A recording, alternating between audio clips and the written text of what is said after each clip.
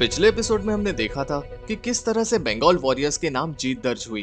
कई सारे लोगों के आंखों में वो जीत की खुशियां थी, लेकिन उस रात कुछ आंखें नम थी, कुछ आंखों में आंसू थे, कुछ आंखों में वो दुख था। उस रात दबंग दिल्ली चैंपियन बनने से बस एक कदम से चूक गए थे। दबंग दिल्ली एक ऐसी टीम है जिसे हमने जीरो से हीरो बनते हुए देखा था। प्रो कबड्डी के शुरुआती कुछ सीजन्स में दबंग दिल्ली को एक जिंक्स्ड टीम यानी पनौती टीम माना जाता था, क्योंकि दिल्ली की टीम पहले हमेशा लीग टेबल पर या तो लास्ट या फिर सेकंड लास्ट ही आती थी। लेकिन दबंग दिल्ली ने हार नहीं मानी और हर सीजन वो अपना बेस्ट परफॉर्मेंस देने की कोशिश करते रहे। अगर आप पिछले सीजन के विनर्स को देखें तो ज्यादातर टीम्स में लीग का कोई ना कोई डोमिनेटिंग प्लेयर हुआ करता था, जैसे पटना पायरेट्स में प्रदीप नरवाल का होना या फिर बेंगलुरु बुल्स में पवन सहरावत का होना। लेकिन दिल्ली में ऐसे डोमिनेटिंग प्लेयर की कमी थी और सीजन 6 में आखिरकार दबंग दिल्ली के साथ एक फरिश्ते का नाम जुड़ गया, नवीन कुमार। एक नया यंग खिलाड़ी जिसने दिल्ली को अपने कंधों पर उठा लिया था। जवान खिलाड़ी थे, गर्म खून था और जीतने की आग थी। सीजन 7 के फाइनल्स में मिली हार की वजह से नवीन कुमार के लिए अब ट्रॉफी पाना सिर्फ जिद नहीं बल्कि जरूरत बन चुकी थी। नवीन कुमार का साथ देने के लिए टीम में ऑलराउंडर विजय मलिक भी शामिल थे। दोनों की जोड़ी दिल्ली के रेडिंग डिपार्टमेंट को संभालने वाले थी। लेकिन रेडर्स में जो सबसे बड़ा नाम निकल कर आया था वो था पूर्व इंडियन कबड्डी टीम के कैप्टन अजय ठाकुर। लंबे कद के अजय ठाकुर भी उस सीजन में दबंग दिल्ली का हिस्सा थे। आशु मलिक नामक एक अंडररेटेड प्लेयर भी इस टीम में शामिल थे। लेकिन जीतने की भूख इस टीम के रेडर्स से ज्यादा इस टीम के डिफेंडर्स में थी।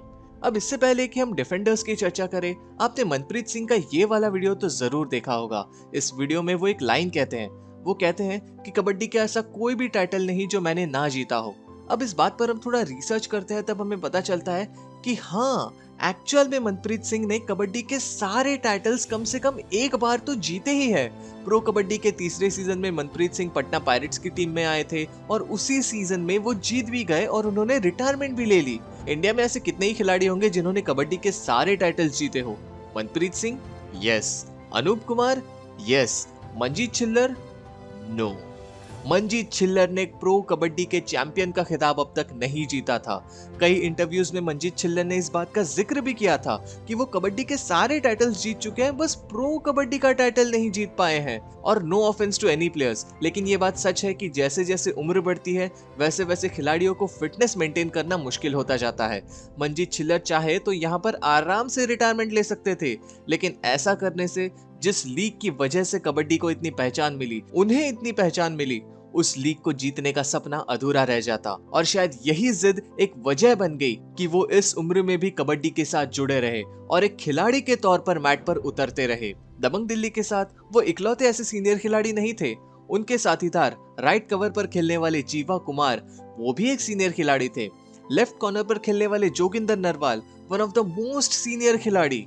इन सभी डिफेंडर्स ने प्रो कबड्डी की मैट पर कई झंडे गाड़े थे। लेकिन एज आई सेड बिफोर कि बढ़ती उम्र के साथ फिटनेस मेंटेन करना मुश्किल होता जाता है, इसलिए पिछले कुछ सीजन्स में इन सभी प्लेयर्स का फॉर्म कहीं खो सा गया था और इसलिए ये सीजन इन सब के लिए जीतना बहुत ज्यादा जरूरी था ताकि वो सुकून से अपने रिटायरमेंट को एंजॉय कर सके। मंजीत छिल्लर एक ऑलराउंडर खिलाड़ी है, रेड भी करते हैं और डिफेंस भी। लेकिन जब से उन्हें वो नी इंजरी हुई थी तब से उन्होंने रेड करना ऑलमोस्ट बंद ही कर दिया है। एक ऐसा खिलाड़ी जो कि रेडिंग और डिफेंस दोनों डिपार्टमेंट में अपना कंट्रीब्यूशन दिया करता था और अचानक से उसने रेडिंग करना बंद कर दिया। इससे हमें पता चलता है कि वो चोट कितनी ज्यादा गहरी थी। लेकिन उस सीजन में दिल्ली के पास एक और ऐसा वर्सेटाइल ऑलराउंडर था जो कि हर चैलेंज को एक्सेप्ट करने की हिम्मत रखता था। राइट कॉर्नर पर खेलने वाले संदीप नरवाल। एक सच्चा ऑलराउंडर वही होता है जो कि जरूरत के मुताबिक एक रेडर और डिफेंडर के बीच में अपने रोल को स्विच कर सके। उस वक्त कुछ ऐसे गिने चुने ही खिलाड़ी थे जो कि एक्चुअल में एक ऑलराउंडर की तरह परफॉर्म करते थे और उनमें से एक थे संदीप नरवाल। ऐसे सीनियर्स और लेजेंड से भरी थी दबंग दिल्ली की ये टीम। 22 दिसंबर 2021 को प्रो कबड्डी के 8वें सीजन का आगाज हुआ और 23 तारीख को दबंग दिल्ली अपना पहला मैच खेलने मैट पर उतर आई। पहला मुकाबला था पुनेरी पल्टन के साथ और पुनेरी पल्टन के कोच थे मंजीत छिल्लर के ही पुराने राइवल अनूप कुमार। पुनेरी पल्टन की टीम युवाओं से सजी थी, जवान खिलाड़ी यानी गर्म खून और एग्रेशन। लेकिन उस दिन एग्रेशन ने तजुर्बे के सामने घुटने टेक दिए। दबंग दिल्ली ने अपने पहले ही मैच में अपनी पहली जीत दर्ज कर ली। नवीन कुमार एक्सप्रेस का परफॉर्मेंस काबिले तारीफ था। नवीन के तगड़े रेड्स की वजह से दिल्ली ने यू मुंबई जैसी टीम को भी शिकस्त दे दी।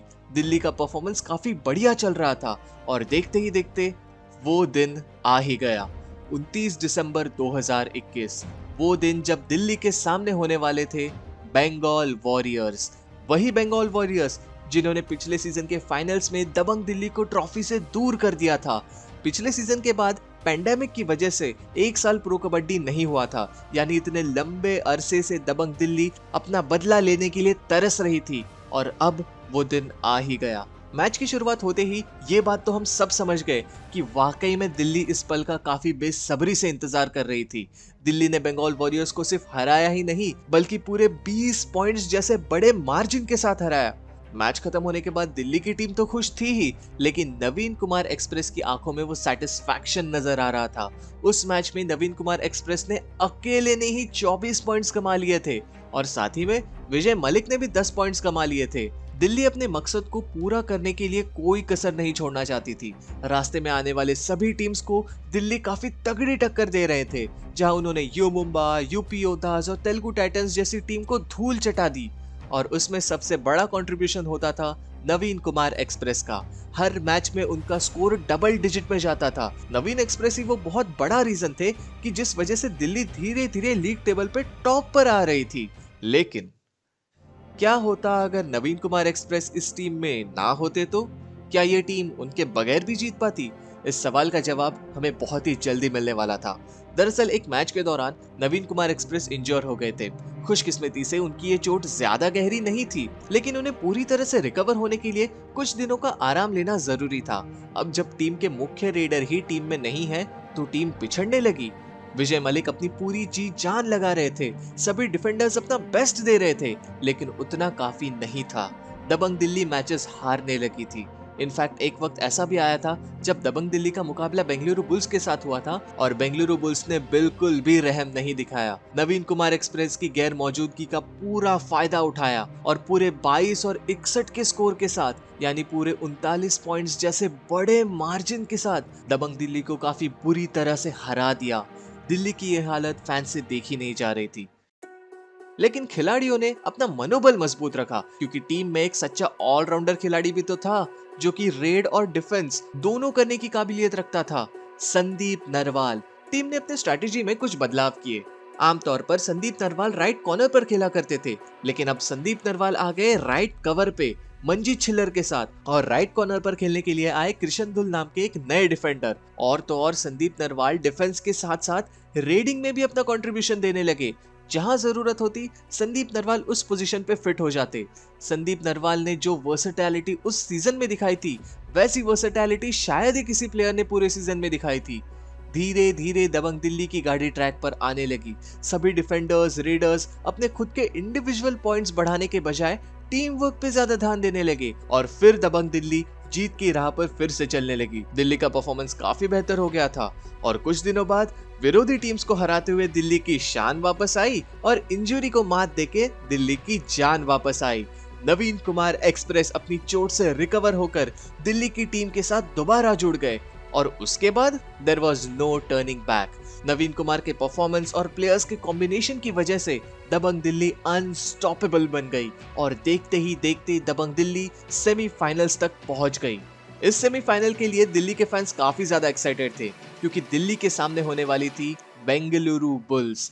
जब पिछली बार बेंगलुरु बुल्स दबंग दिल्ली के साथ भिड़े थे तब बेंगलुरु बुल्स ने बुरी तरह से दबंग दिल्ली को हरा दिया था क्योंकि तब टीम में नवीन कुमार एक्सप्रेस नहीं थे। लेकिन अब शेर टीम में वापस आ गया है और होना क्या था, दबंग दिल्ली ने अपने टीम वर्क से बेंगलुरु बुल्स को हराकर लीग से बाहर कर दिया और पहुंच गए सीजन 8 के फाइनल में। 25 फरवरी 2022 को प्रो कबड्डी सीजन 8 का फाइनल होने वाला था। दबंग दिल्ली फिर से उसी मुकाम पर आकर पहुंच गए थे, जीत से बस एक कदम दूर। नवीन कुमार को अब अपने सपने में भी ट्रॉफी नजर आने लगी थी। पिछले सीजन की ही तरह उन्हें बस एक जीत की जरूरत थी, लेकिन पिछली बार विरोधी टीम में नीली जर्सी थी और इस बार हरी जर्सी, क्योंकि दबंग दिल्ली और ट्रॉफी के बीच में चट्टान बनकर खड़े थे पटना पायरेट्स। पटना पायरेट्स ये बात भली भांति जानती थी कि अगर दबंग दिल्ली को रोकना है तो पहले नवीन कुमार को ही रोकना होगा, और उन्हें रोकने के लिए पटना पायरेट्स की टीम में थे वो डिफेंडर जिन्हें सब जूनियर सुल्तान कहने लगे थे, मोहम्मद रेजा शादलू। मैच की शुरुआत होते ही दोनों ही टीम्स काफी पेशेंस के साथ खेल रही थी। स्कोर बराबरी पर चल रहा था। दबंग दिल्ली के जोगिंदर नरवाल के द्वारा काफी पॉइंट्स लीक हो रहे थे और हाफ टाइम आते आते पटना पायरेट्स ने लीड ले ली। पटना पायरेट्स का स्कोर था 17 और दबंग दिल्ली का स्कोर था 15, यानी पटना पायरेट्स 2 पॉइंट से आगे थे। इससे पहले दबंग दिल्ली ने पटना पायरेट्स को ऑलरेडी 2 बार हरा दिया था और इसीलिए पटना पायरेट्स इस बार पूरी स्टडी करके आए थे दबंग दिल्ली को। सेकेंड हाफ की शुरुआत होते ही पटना पायरेट्स अपनी लीड को बरकरार रखना चाहते थे। दिल्ली पूरी कोशिश कर रहे थे कि किसी तरह वो पॉइंट्स में पटना के आगे निकल जाए, लेकिन पटना टस से मस नहीं हो रहे थे। लेकिन फिर पटना पायरेट्स के लिए एक सरप्राइज पैकेज बने दबंग दिल्ली के विजय मलिक। विजय मलिक रेड्स में काफी बढ़िया पॉइंट स्कोर करने लगे थे। पटना के खिलाड़ी एक एक करके मैच से बाहर जाते चले गए। खेल के आखिरी 10 मिनट बचे थे। विजय मलिक और नवीन कुमार ने मिलकर मुकाबले को किसी तरह से बराबरी पर लाकर रख दिया था। पटना के बस कुछ ही खिलाड़ी मैट पर बचे थे। अगर वो भी आउट हो जाते तो पटना ऑल आउट हो जाती और दिल्ली को लीड मिल जाती। लेकिन तभी पटना पायरेट्स से एक बहुत ही बड़ी गलती हो गई। पटना किसी भी तरह इस ऑल आउट को रोकना चाहती थी और इसीलिए वो बार बार सब्स्टिट्यूट किए जा रही थी। जब रेडर्स की जरूरत होती तब पटना पायरेट्स रेडर्स को अंदर भेजती और जब डिफेंडर्स की जरूरत होती तब पटना पायरेट्स रेडर्स को बेंच पर बुलाकर डिफेंडर्स को मैट पर भेज रही थी। लेकिन पटना पायरेट्स ये बात भूल गए कि उनके पास केवल 5 चांस होते हैं सब्स्टिट्यूट करने के। पटना को डिफेंडर्स की जरूरत थी, इसलिए पटना ने सचिन तंवर को सब्स्टिट्यूशन में बुला तो लिया और डिफेंडर्स को मैट पर भेज भी दिया। लेकिन इसके बाद पटना पायरेट्स के सब्स्टिट्यूट करने के चांसेस खत्म हो गए। अब रेडर्स बाहर तो आ गए, लेकिन वापस अंदर कैसे जाएंगे? पटना एक बहुत बड़ा ब्लंडर कर चुका था और इसका एडवांटेज मिला दबंग दिल्ली को। दिल्ली ने मैच के आखिरी कुछ क्षणों में लीड ले ली, लेकिन ये लीड बड़ी नहीं थी। मैच की आखिरी रेड तक ऑडियंस अपनी सीट की एज पर बैठे रहे। इतना थ्रिलिंग मैच कि फैसला आ गया था आखिरी रेड पर। स्कोर था पटना 36 और दिल्ली 37। अब बस एक आखिरी रेड होनी थी और ये आखिरी रेड करने आए थे नवीन कुमार एक्सप्रेस। पटना के डिफेंडर्स बॉक लाइन के आगे ही खड़े थे। नवीन को बस इस रेड में आउट नहीं होना था, बस बॉक लाइन को टच करके वापस आना था। नवीन काफी स्पीड से अपना फुटवर्क कर रहे थे, लेकिन पटना के डिफेंडर्स उन्हें बॉक लाइन को टच करने ही नहीं दे रहे थे। नवीन का फुटवर्क काफी तेज हो गया था, लेकिन अचानक वो रुक गए और अपने कोर्ट में वापस आने लगे। ऑडियंस ये देखकर काफी हैरान हो गए कि ये क्या, बिना बॉकलाइन को टच किए नवीन वापस क्यों आ रहे हैं। नवीन कुमार अपने कोर्ट में वापस आ गए और तभी रेफरी ने इशारा किया, मैच ओवर। दरअसल नवीन कुमार ने इतनी स्मूथली बॉकलाइन को टच कर लिया कि पटना के डिफेंडर्स को पता ही नहीं चला। मैच खत्म होने की घोषणा हुई और 36-37 के स्कोर के साथ दबंग दिल्ली ने पटना पायरेट्स को हरा दिया और इस जीत के साथ दिल्ली का वो अधूरा ख्वाब पूरा हो गया। इस बार नवीन कुमार के चेहरे पर आंसू नहीं बल्कि हंसी थी। विजय मलिक और आशु मलिक भी काफी ज्यादा खुश थे, लेकिन सबसे ज्यादा खुश थे इस टीम के डिफेंडर्स। इस टीम में काफी सीनियर प्लेयर्स थे और इन सभी प्लेयर्स का तजुर्बा इस जीत का काफी अहम हिस्सा बना। मंजीत छिल्लर को फाइनली प्रो कबड्डी के चैंपियन का टाइटल मिला। अब इसके बाद वो आराम से अपनी रिटायरमेंट को एंजॉय कर सकते थे। इस सीजन ने हमें ये जरूर सिखा दिया कि खिलाड़ी बदलते हैं, चेहरे बदलते हैं। आज जो खिलाड़ी खेल रहे हैं कल को वो भी सीनियर बनेंगे, लेकिन ये कबड्डी है बॉस, यहाँ जीतते हैं वही जो हार नहीं मानते। दबंग दिल्ली ने हार नहीं मानी। अपने बुरे फेज में भी वो डटे रहे।